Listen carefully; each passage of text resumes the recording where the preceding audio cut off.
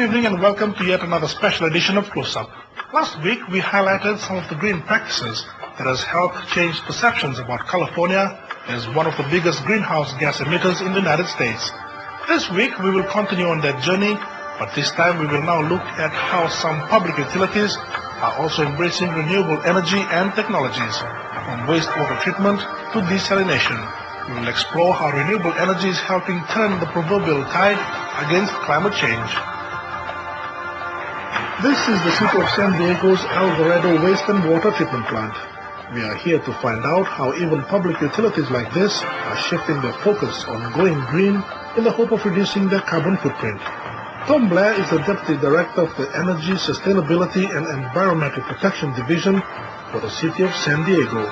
For a public utility that draws a huge amount of power just to provide water to over 1 million of its city dwellers, they have turned to a resource in abundant supply here, sunlight. And the tanks behind us are actually water storage tanks for that process. And we've added solar photovoltaics to the top to generate power to offset the pumping costs at this location.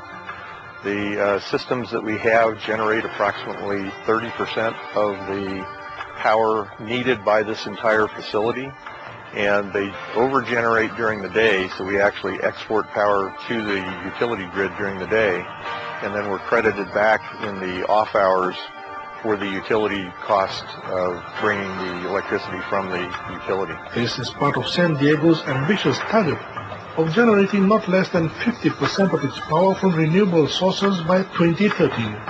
We were very close to meeting that goal at this point, and this was one of our major facilities.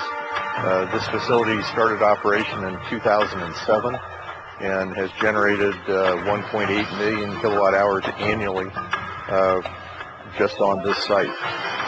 This is just a small part of the 5,000 solar panels located at the San Diego water treatment plant. In a city of over 1.3 million people, the 30% savings generated from these solar panels alone makes a huge difference. As the United States' 9th largest city, the energy demands placed on utilities like this has forced a major rethink of power consumption. What it does is actually stabilize your energy cost, so you can lock in what we did for this particular site. It was installed under what we call a power purchase agreement. So SunEdison is actually the owner and operator of the system, and we contracted with them to buy 100% of the output and use it here at the facility. And we purchased that power at a cost lower than what we would have to pay the utility for the same power. Here, they are pumping out just as much water as they are generating electricity. We get very good sunlight throughout the year, and we can generate about 1,600 kilowatt hours per kilowatt of system that we have installed. It does take a large footprint. We do need a lot of square footage to generate power, but we have about 4.3 acres worth of panels here at this site just for this one operation. It takes a lot of energy to pump the water here. We have to not only pump the water into the plant, but pump it into the reservoir, and then our whole distribution system. We have 3,200 miles of pipeline to get the water to our customers. And so it takes a lot of energy and a lot of pumps to do that. And whenever we can save energy, it helps us a lot. And so these solar panels are very important to us. But it's more than just solar energy that's being harnessed by cities such as San Diego. This is perhaps a future and fully operational version of what local authorities back home are now considering at the old Lemmy landfill. Here in San Diego, that vision is already being realized. What happens here is the landfill gas, methane, is captured from the landfill in pipes and piped over to these digester tanks. And in the digesters, it's mixed to concentrate it.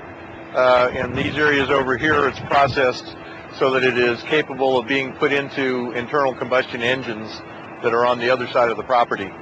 So we generate enough gas from the old landfill that's been in operation for about 50 years to power 6 megawatts of electricity.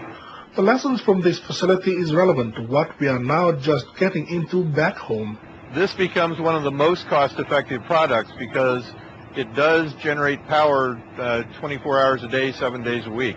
So you're not relying on the sun to be out to generate power or the wind to be blowing to generate power.